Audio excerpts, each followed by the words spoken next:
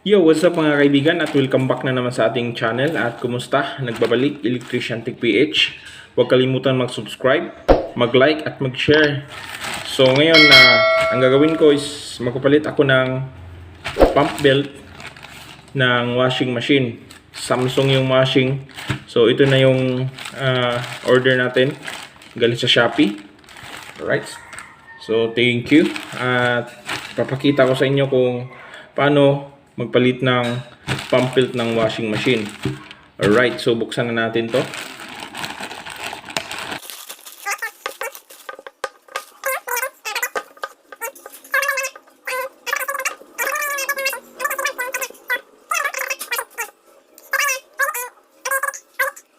So yan, yung brand naman niya is Bando. So yung size niya is 20.5. Ayan, so oil and heat resistant siya. Ayan. So ngayon titingnan natin kung mag-fit ba siya sa 21 kasi natingnan ko na yung washing na yun is ang sukat niya is 21 ang size niya. So ngayon tingnan natin kung ma-fit ba to. Ayan, so dalawa yung na-order ko para in case.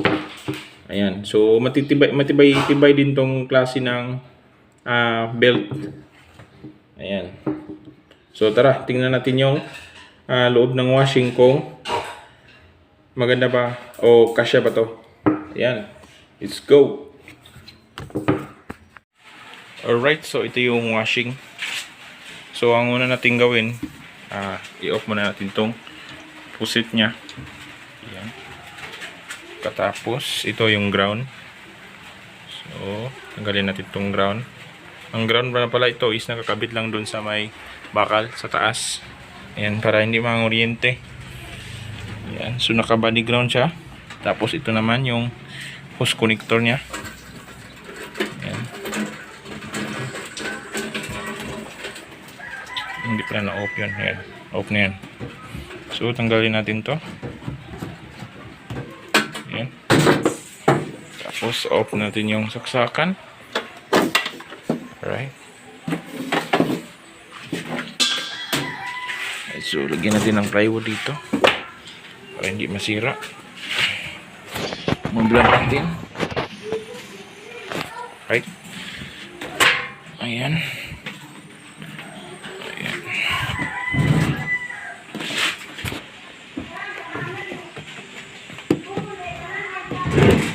Ayan, dahan-dahan.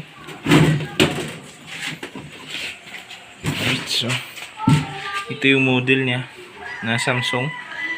Ayan, yun yung model niya. Alright, so tingnan natin sa dito sa ilalim.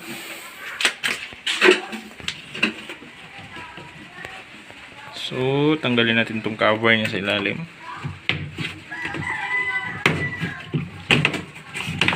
Alright. So yan, ito yung ilalim niya. So ito yung belt niya. So tingnan natin sa belt niya. So manipis niya. Manipis na yung gilid niya. Ayan. So ang pagtanggal nito, ganyan na lang ikot niya lang. Ayan. Tingnan niya yung belt niya. Yan malapit ang maputol. So yan, ganun lang natin para matanggal. Ayan. Ayan. So natanggal na. Ayan.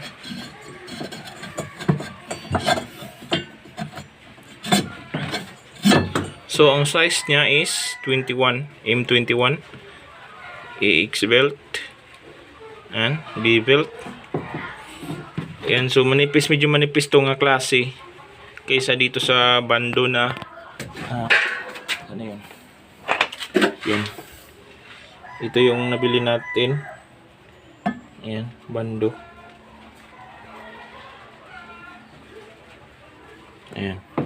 So nabili natin to sa Shopee. So ilagay ko sa description below kung saan shop ko nabili to. Ayan. So, lagay natin. Suksok natin dito.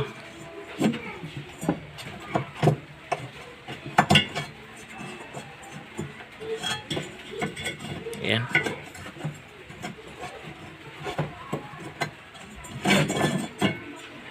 Ayan. So, una natin dito sa malaki. Tapos, dito sa maliit. So, pag ganito, may adjuster naman dito. Ayan. So, itong luwagan natin tong bolt na to papunta dito. Ayan. So, may maka-adjust pa tayo dito. At ron sa ilalim. Ayan. Ayan. So, kukuha tayo ng number 14. Kasi ayaw tong, yan o, medyo maliit siya kaysa dito. Yung size niya is 21, M21. At ito naman is 20.5. Ayan. So, gamitan natin ang tools para maluwag to. Para makasya tong bago nating biling belt. Alright. Right, so ito yung tools natin. Ayan. So, gamitan natin ng 14 ata to. 14 mm.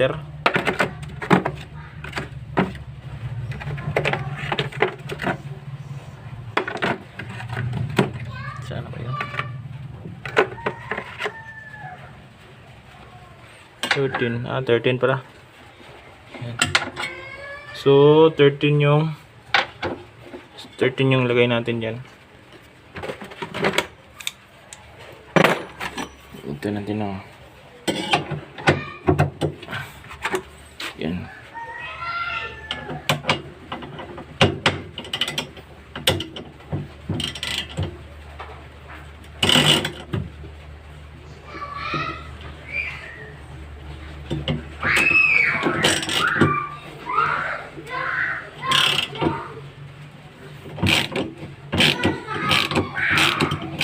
Maluwag na siya.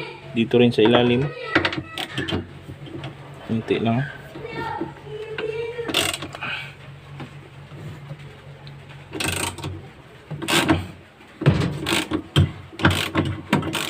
Ayan. Tapos, usog natin kunti dito. Ayan, so kunti lang.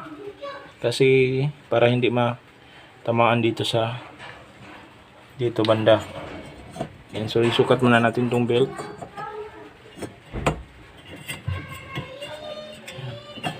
Kailangan pa konti. Huwag natin konti.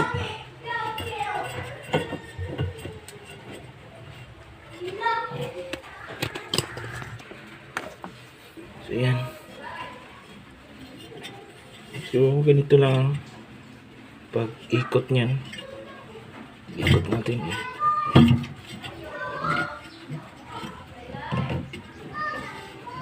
Ayan. So, ayan, so ganun natin kung iikot pa siya. Ayan, so umikot naman siya. Ayan. So, maganda yung M21 talaga yung bibilihin nyo. Kaso, mga ganito kasi maninipis at madaling maputol. Madaling maputol itong mga ganitong belt. Ito is maganda to, pang sasakyan to. Ayan. Yan, so hindi naman natamaan dito sa gilid. Yan. So ikot naman siya, hindi naman siya tatama. Yan. So ngayon, higpitan natin.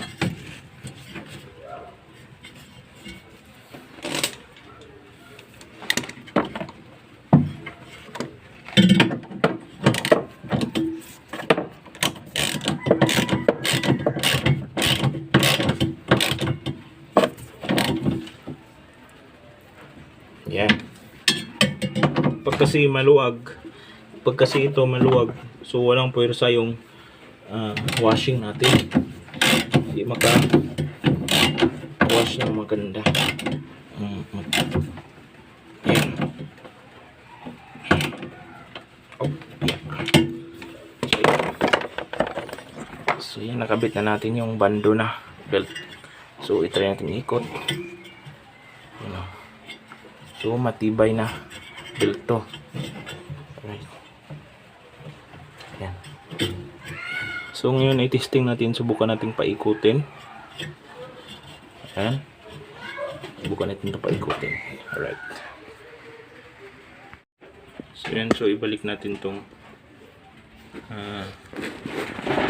cover niya.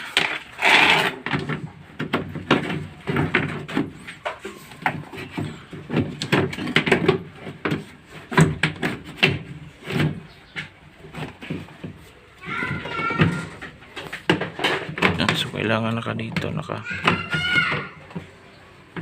pwede naman yan nakatindig na.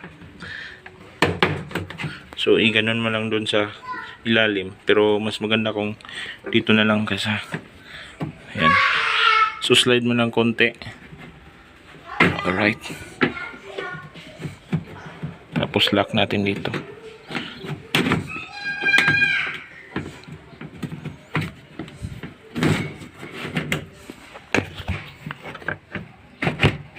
Alright.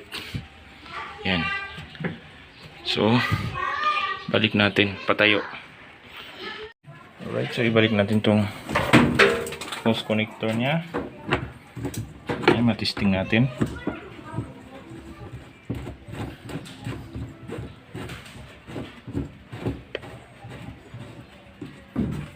Bagay itong ground para hindi manguryente.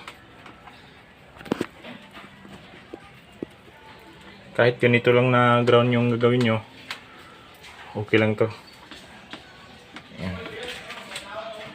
Saksak natin. Alright, so naka 2 minutes na. And so pagbukas natin dito, yan, nag-automatic siya, nag-brake. Pagbalik naman, balik natin. Ayan, automatic yan under.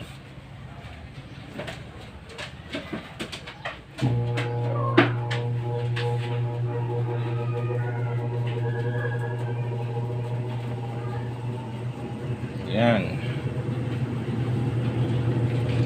So matibay yung napalit natin na belt.